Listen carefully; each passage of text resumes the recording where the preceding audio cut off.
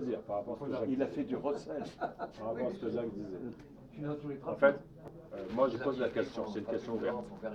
Est-ce que quand Mozart composait a priori à 5 ans, ce que j'ai entendu, est-ce qu'avant il avait appris à écrire? Il composait en jouant de manière innée ou il écrivait la musique à 5 ans? Non mais attendez, vous recentrez sur le sujet majeur. Oui. Effectivement, avoir des dons, mais notre ami Friedman avait posé une autre question, savoir, effectivement, oui, j'ai connu des femmes qui ont ceci, qui ont cela, etc. Et au fond, c'est vrai ce qu'il dit, mais ça n'empêche pas que, comme parlait l'expression, au niveau des résultats, ils sont ce qu'ils sont. Il a raison de ce point de vue-là. Juste un mot. Donc il y a un souci, Non, mais là, quelque part, ça ne fonctionne pas. Voilà, là, Il reconnaît sur une attends. femme, Agnès Varda, Attends. au niveau cinéma, Oui. c'est un bijou. Même François Sagan. Oui, mais là au c'est niveau intellectuel écriture. déjà. Oui, Cinéma, oui, oui. écriture. Ça Là, fait on pas parle partie- de- ça fait pas- là, ça on fait pas parle partie- de dons. Mais sans étude. Attends, Ah non, oui, mais on Ça parle fait de pas dons. partie des 100 plus Je grands prends réalistes. un exemple. Je prends un exemple. Écoute bien cette histoire parce que là ça touche mon vécu. Donc ce que je dis, je le confirme par du vécu. J'étais en France, à Sarcelles en 68, en 1968. Mon frère était à la retraite. Un jour, ma mère va voir l'institutrice, c'est la maîtresse. Et comme ça, pour voir si tout se passait bien, et la maîtresse dit à ma mère, C'est ton petit frère? non, mon grand frère. Et la maîtresse dit à ma mère, votre fils a un trait de crayon particulier, il est doué. Et ma mère qui rigole, qui dit, mais attendez, il a 3 ans, ça, franchement, à mon avis, il fait des gribouillis. Et la maîtresse dit, non, il n'est pas comme les autres. Et en fait, ça s'est confirmé, il a eu le concours général de dessin en Côte d'Ivoire. Il est surdoué du dessin. Oui, je comprends. À Paris, à l'époque, il était Sabine n'avait graphiste. pas repéré. Il faisait de l'illustration ici à Paris. Il a décoré les restaurants de chez Régine avec de l'aérographe, etc. Et c'est lui qui a dessiné le logo de la FNAC avec la petite ampoule parce qu'il est créatif. Ouais. Il invente. Je comprends. C'est plus que du dessin. Ouais, Il y bien a une sûr. inspiration. C'est comme un musicien. Donc, mais il a un trait de crayon. Au CM1, on était chez les Jésuites à Abidjan. La maîtresse leur dit faites un dessin. Il arrive à la maison, on avait un illustré sur les animaux. Et il ouvre une page, il y avait un tigre de Sibérie qui marchait de face comme ça, très beau. À main levée, il le dessine au crayon à Bon, papier. Juste pour finir. non mais on va pas passer la Et soirée donc, là-dessus. la maîtresse déchire son dessin. Et là, il était dans tous ses états. C'est Voilà. dire qu'il était habité par ce Un dernier truc. mot, comment Voilà. ça s'appelle? Est-ce que... Attends, tous ces trucs avec logo et tout, je le fais pas exprès. Je peux avoir des connaissances dans le domaine et des failles techniques. Bien sûr. C'est le logo de la... Ça s'appelle designer. Non, ce sont des. Oui, enfin, designer, c'est un. Infographie, je crois. C'est de l'infographie. Mais d'un mot, même pas lui, toi. Et après, on vous revoit. En fait, c'est quoi? les Définis-moi, oublie ton frère. Non, mais- C'est quoi designer? Non mais là, Designer, on peut remonter à Raymond Non, Lévy. mais en cours. Non, mais moi, je Entrée sais, ramassée. non, mais je sais pas ce que c'est. Tu me parles de logo. Un logo, les écoutez, gens... je suis désolé, on va pas passer. Philippe, Moi, je fais l'effort Il faut d'être là arrêter, ce d'accord. soir pendant la On nuit. arrête. On va pas passer une demi-heure à écouter vos conneries sur le designing. Je suis désolé là, moi je m'en vais là. Non, je suis désolé, il faut pas abuser de la D'accord, patience des d'accord, gens, hein, ok. s'il vous plaît. Alors, hein, D'accord. faut respecter un peu le groupe et les gens qui sont là. Hein. Bon, alors là, c'est n'importe quoi. Je suis obligé de le dire. D'accord. Je fais des digressions. Non, mais c'est pas acceptable. Moi, je m'en vais si c'est continue comme ça. Hein. Bon, là, on dépasse les bornes. En plus, ça ne nous fait pas avancer du tout le schmilblick, de toute façon. Alors, revient à la question, à savoir que, premièrement, la question est de savoir pourquoi, on en a parlé longuement à notre époque, le rapport des femmes à la parole. Bon. Le fait que les femmes parlent d'elles-mêmes, ça veut dire quoi, ça? Alors, quel est le revers de la médaille? C'est qu'elle ne voit pas le monde extérieur où il est très... C'est en sourdine, c'est secondaire, c'est annexe. Elles sont narcissiques, plus que les hommes. Attendez, alors moi je connais très bien le sujet. Oui, oui. Par contre, vous pouvez tenir la caméra, vous, Bien sûr. parce que vous n'êtes pas filmé. Tout à fait. Donc, on va résumer, on en a déjà parlé, mais on pourrait vous interroger là-dessus. Elles ont une grande liberté de parole. La liberté, on en a parlé, qu'est-ce que c'est que la contrepartie de la liberté? C'est l'insensibilité. Si je me fous de ce qui se dit, je suis libre de ce que je dis. faut toujours comprendre ça. De même, par exemple, inversement, on en a parlé, on a fait beaucoup de trucs sur la sensorialité. Par exemple, quelqu'un qui ne fait pas attention à son habillement, il est libre par rapport à son habillement. Hein, il peut faire n'importe quoi. Oui. Bon. Donc, la liberté, c'est souvent un manque. Quelque chose, je ne fais pas attention à quelque chose, donc je suis libre. Oui. Hein, bon. Donc déjà, déjà, deuxièmement, il y a ce qu'on appelle les machines. Alors, par exemple, si moi je fais un rapport, je raconte exactement ce que j'ai vécu, je suis centré sur moi, hein, je crois que ce qui m'est arrivé c'est très très important, c'est très très important, et en plus je rapporte dans tous les détails ce que j'ai vécu. Donc c'est une sorte de machine qui raconte ce qu'il a vécu. Bon, je ne trouve pas que ce soit très très intéressant. Mais ça peut être de l'insensibilité quand même, non? Non. Alors, sensibilité, d'abord, premièrement, on peut dire qu'une machine est sensible. Hein, on parle de la sensibilité d'un appareil. Non, mais je suis désolé. Physique, c'est une grandeur physique, bon, ça s'appelle la certitude relative. Ah oui, c'est une grandeur physique. Oui, j'ai un appareil qui est très sensible. Ah bravo, il est très sensible, en effet. Mais c'est une grandeur physique. On parle d'incertitude relative. Voilà, donc ça se mesure, bon, la sensibilité. Bon, et ça explique pourquoi, en dépit de cette liberté qu'elles ont, ça ne donne rien. Pourquoi ça ne donne rien? Parce que c'est pas travaillé, parce que c'est pas contrôlé, parce que c'est du n'importe quoi, et donc effectivement c'est une sensibilité sauvage qui ne débouche pas, dispersée, qui n'est pas impactante, qui n'est pas travaillée, qui n'est pas décantée, et donc c'est nul. D'où ça viendrait cette propension au fait qu'elle brasse de l'air un petit peu comme ça? Alors, ça revient de deux choses. Ça vient d'une part, ce qu'on vient de dire à l'instant, c'est-à-dire qu'il y a alors on avait fait un travail là-dessus, l'odorat et la vue sont très développés chez les femmes. Ce qui veut dire que sur ce plan-là, elles sont très dans la censure. Il sent mauvais, il est mal habillé. Il est beau. Non, il est mal habillé, il sent mauvais, donc il ne fait pas attention ni au contact, au niveau de l'odeur, il ne fait pas attention, au niveau de la vue, il ne fait pas attention. Mais inversement, donc ça lui donne une liberté aussi. La femme, elle a un problème avec l'ouïe et avec le goût.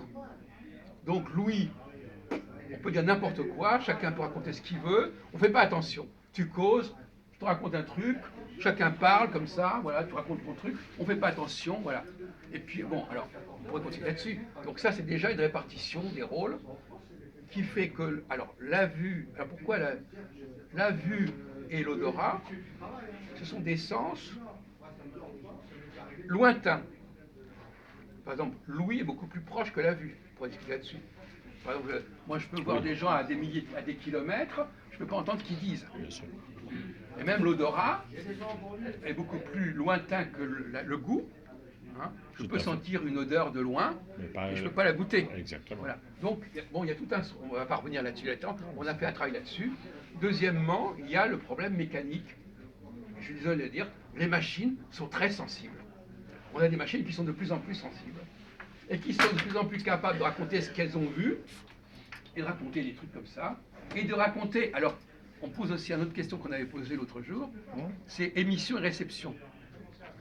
Les femmes sont-elles, à votre avis, plutôt réceptrices ou plutôt émettrices? Réceptrices.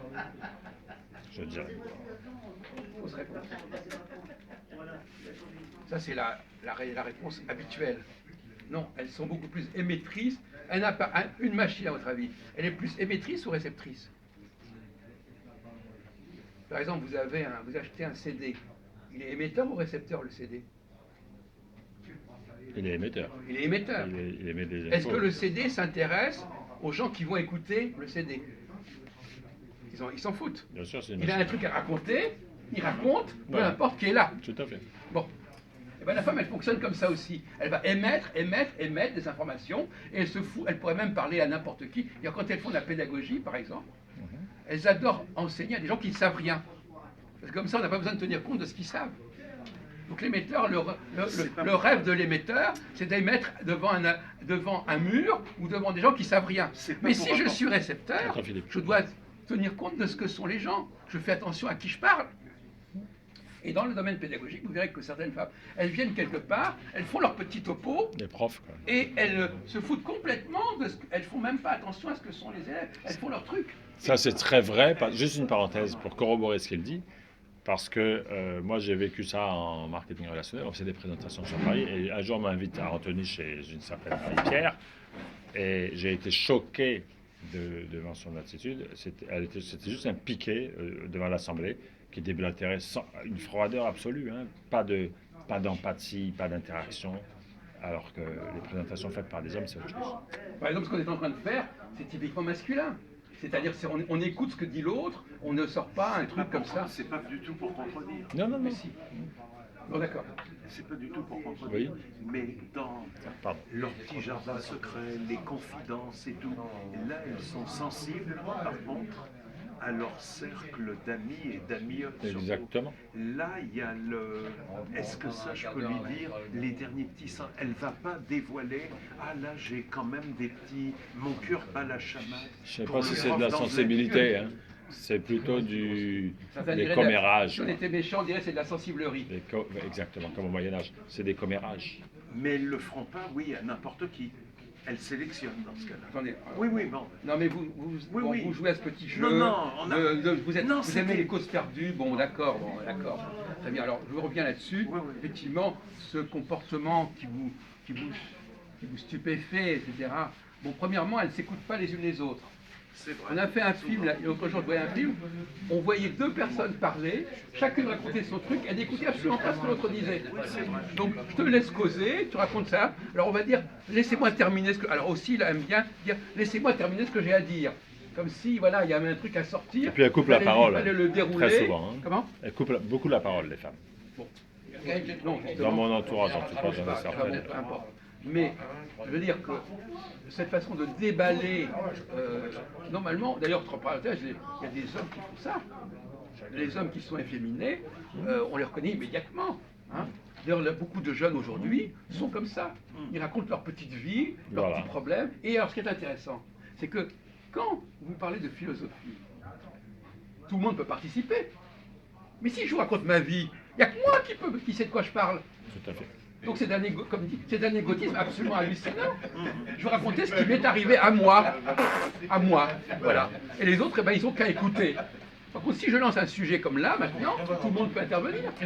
Parce que tout le monde sait de quoi on parle, mais elle parle. Il n'y a qu'elle qui sait de quoi on parle. Vous comprenez? Il faudrait quand même que vous arriviez à vous déprogrammer par rapport à ça. Ça dépasse les bornes. Oui, monsieur. Donc effectivement, non.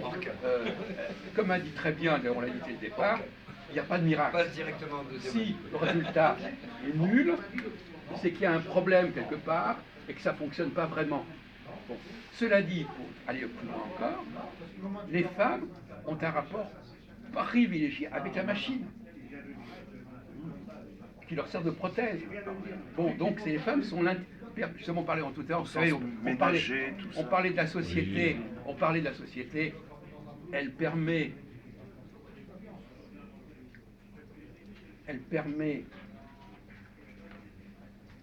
à... Oui. Elle permet... J'ai été coupé là. Elle permet... La société. On a besoin de gens qui communiquent avec la machine pour ne pas être en contact avec la machine.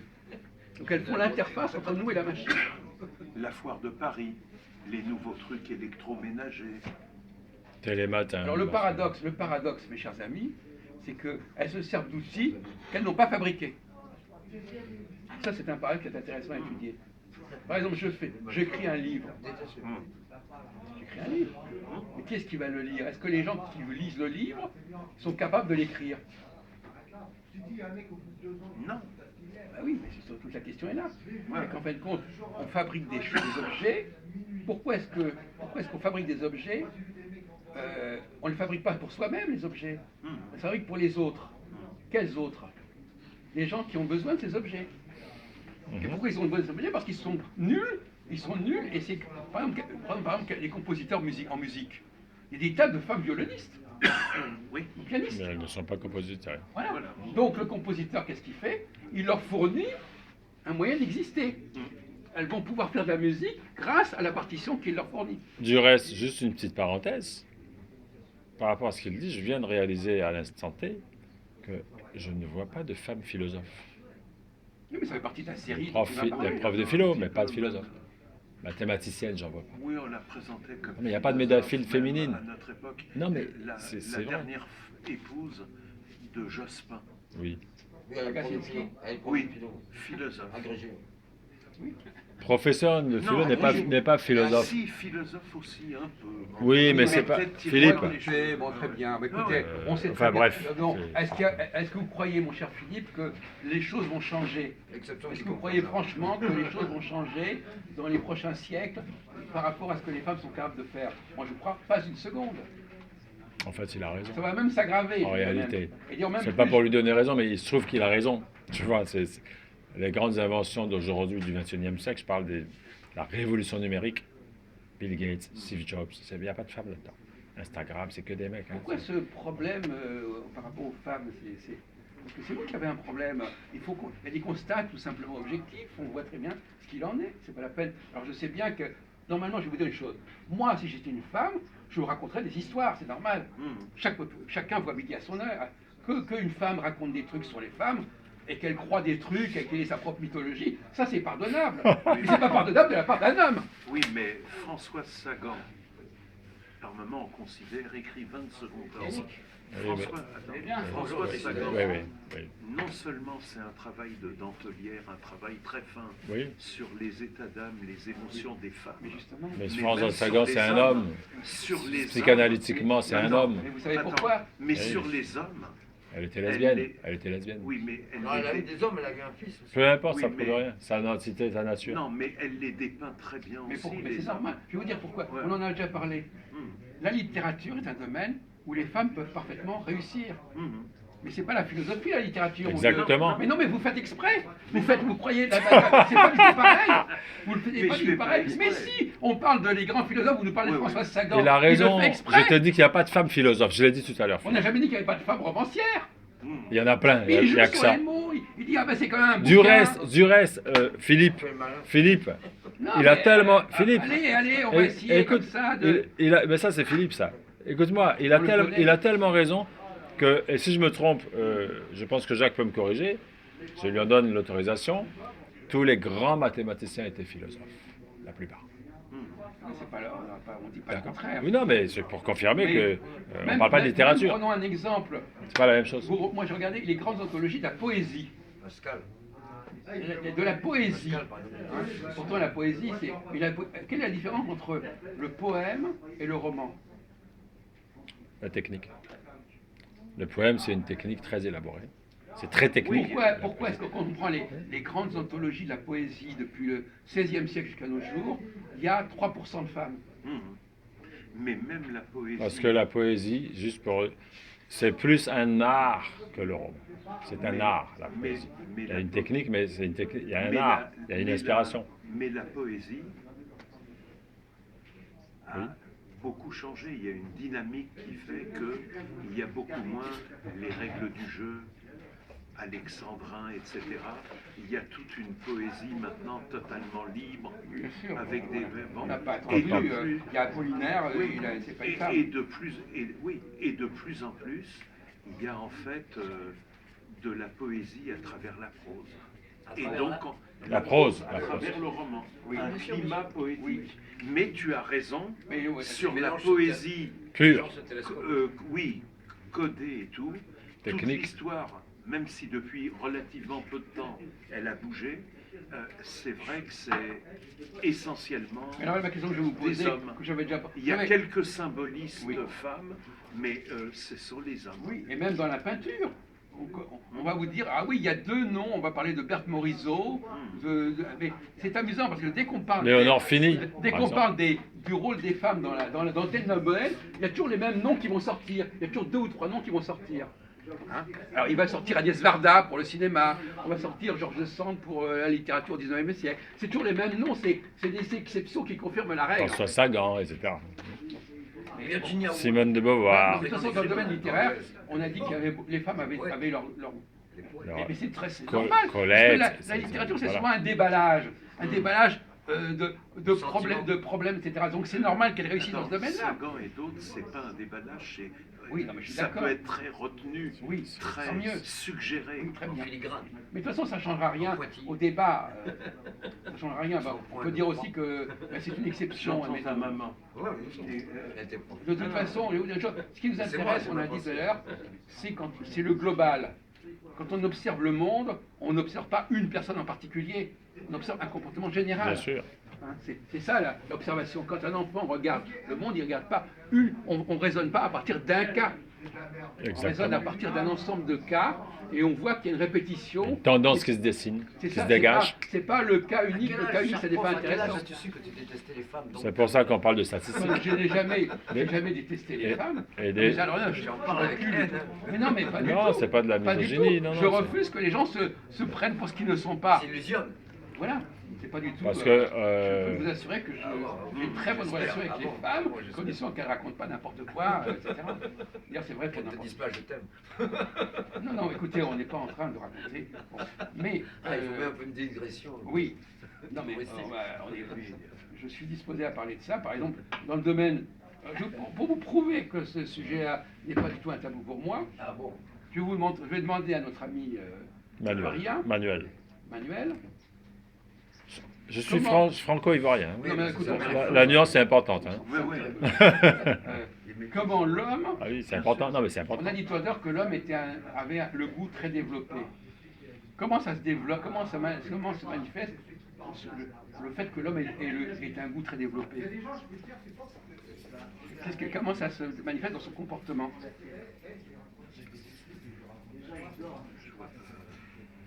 Bon, vous allez me dire qu'il aime manger, Ouais, ouais. Oui. Ou les vins, mais au dehors de ça, en dehors, je sais. Oui, c'est au fond de bain que j'ai mélangé. qu'est-ce que l'homme aime faire? Qu'est-ce que l'homme aime goûter? Au niveau sexualité. Mais oui, au niveau sexuel. Oui. Hein? Il goûte la femme. Il la suce, il la lèche. Bon. Non, mais je veux dire, c'est pour dire que j'ai pas de problème à parler de ça. Bien sûr. L'homme, un bon amant, c'est quelqu'un qui a un goût très développé et qui aime le goût du vagin de la femme, le goût de la bouche de la femme, etc. On consomme. Quoi. Voilà, donc il n'y a pas de problème sur ce sujet. Voilà, donc de ce côté-là, moi j'aime bien goûter les femmes, pour dire les choses clairement, non pour que ce soit clair là-dessus. Hein. Bon. Vous donnez une femme à goûter, je la déguste comme vous dégusterez une bouteille de vin.